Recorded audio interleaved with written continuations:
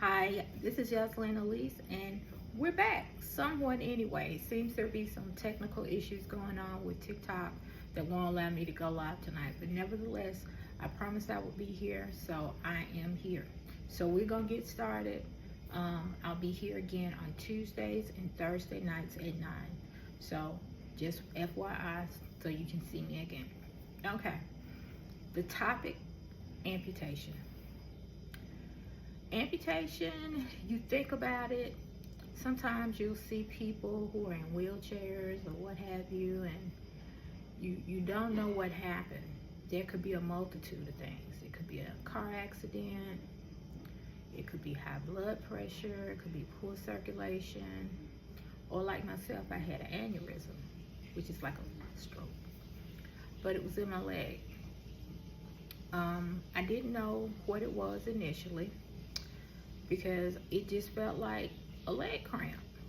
That's all it felt like, just a really bad leg cramp that I used to have when I used to try to run track in elementary school. So I didn't think much of it. I was like, oh, I'm not stretching enough, I need to stretch more, everything. So I let it ride for a minute. Started doing more stretching, kept walking.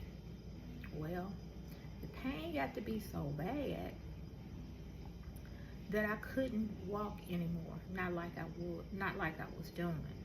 I mean, I could, walk to the car, what have you. But when it came to places like going to the grocery store and, Walmart and all my little hunts that I go to, I had to put that on hold because it was just that bad. So that's number one lesson. Listen to your body. I don't care how minute it might seem that, oh, it's nothing. Sometimes that nothing be a whole lot of something. And mine was a whole lot of something. So time went on. I finally went to the doctor, got an appointment with them. Then they had to refer me to a vascular doctor. When I got to the vascular doctor, she was like, oh, you've had an aneurysm, young lady, and you're very lucky to be alive because you're blocked from your knee all the way to your foot. And my first question to her was, am I going to lose my leg? And she was like, we're going to do everything possible to keep that from happening. So the first surgery happened in March. It was just a lot. It really was. I won't go into all the gory details with all of that. But I didn't hear the ringing of the bell in my head. I didn't have a plan.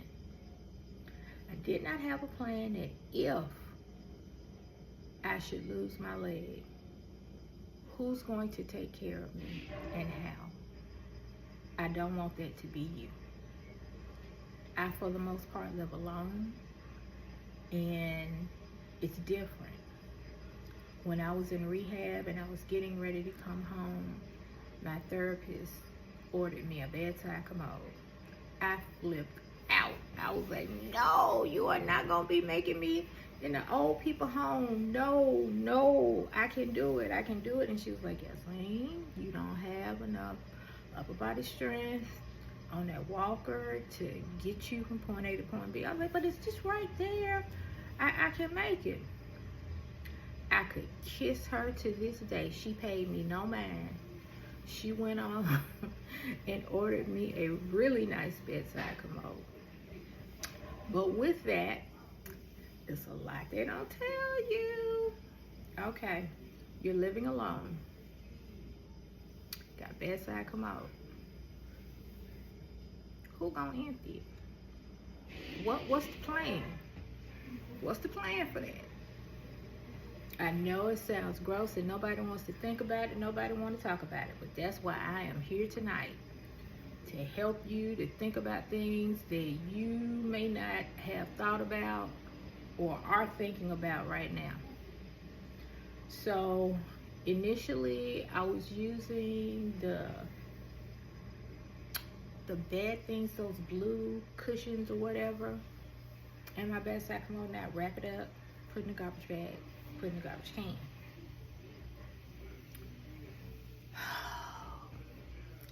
Think of this. Are you going to really be able to empty your commode every night or every day or however you want to empty it? Gotta have a plan. What I would suggest that has helped me, commode liners. They are sold on Amazon and they work very well. You don't have to worry about leaking. You don't have to worry about smell. And it's a lot wear and tear on you and your caregiver. So just keep that in mind. One of the things that no one told me when I got out of rehab. What they did tell me, I couldn't get my stump wet. Well, this brings on a whole nother set of challenges. Well, however am I going to take a bath? Well, only choice is use those little yellow basins that they give you in the hospital or even rehab. Sometimes you get them in rehab. Take 2. 1 for the wash, the second one for the rinse. And that has helped me tremendously. My nurses I had really good nurses. Shout out to Lance, Ashley, Sumner, Maria, Rosemary, Mario over at St. Joseph. Love y'all, love y'all, love. If I miss anybody, you know I got you. You know I love you, okay? Those are my people. And if I ever have to go back in the hospital, I don't want to be nowhere but around them, period. Because they took care of me, and they took care of me in more than just the physical sense. And that's another thing, very important. You got to get your team together. Amputation is very emotional. Even now, I look down sometimes, and I'm like, it's really gone. It's not going to grow back. I'll get a prosthesis, yeah. But in the meantime, I'll have a leg. And that's hard. You have to think about, okay, what clothes am I going to wear now? How am I going to put on my underwear? Yeah, they kind of teach you a lot of that, in rehab. However, it's a lot of stuff when you get home. It's different. It's very different. You definitely have to make sure you got a good emotional support team because you will need it. You will need it. Like I said, it's very emotional. You walk the world however many years you have, and now all of a sudden, things are very different. Even for me, myself, even now, it takes me a long time to get stuff done. Laundry, I can do it, but it's gonna take me a minute because I'm trying to get up and down, in and out the chair, using my reacher. Yes, that reacher. If they give you a reacher, honey, hold on to that thing because it is a lifesaver. When you can't get to something, that reacher is right there. Now, do I use it in the kitchen? No, I really use it more like around the house. What I do use in the kitchen that has helped me are tongs. Yes, tongs. Clip, clip.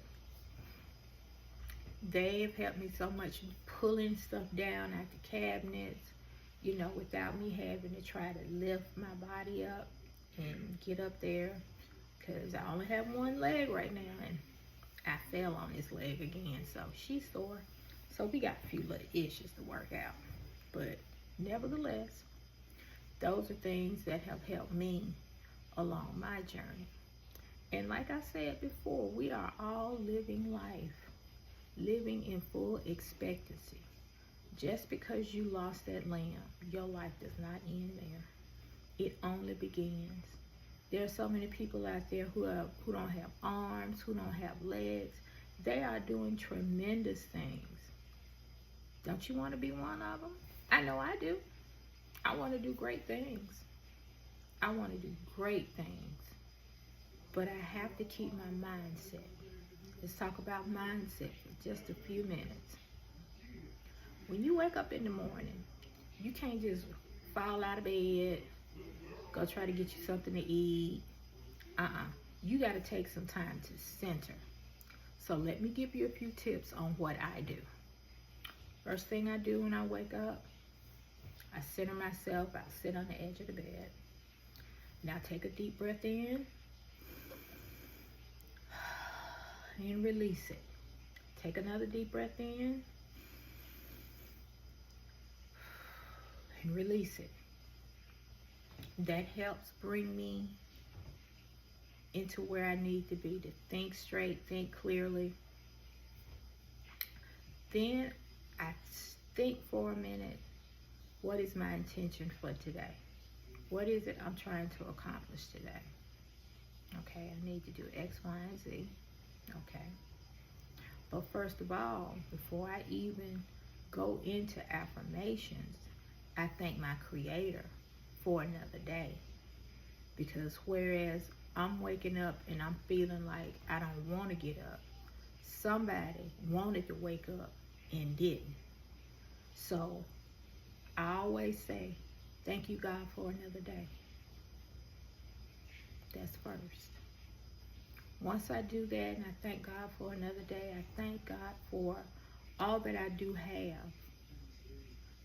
I still have use of my limbs. I still can see, I can talk, I can bathe myself. Don't take those things lightly, because if you've ever been to rehab, or if you are going to rehab, you are going to see some things that they don't even put on TV.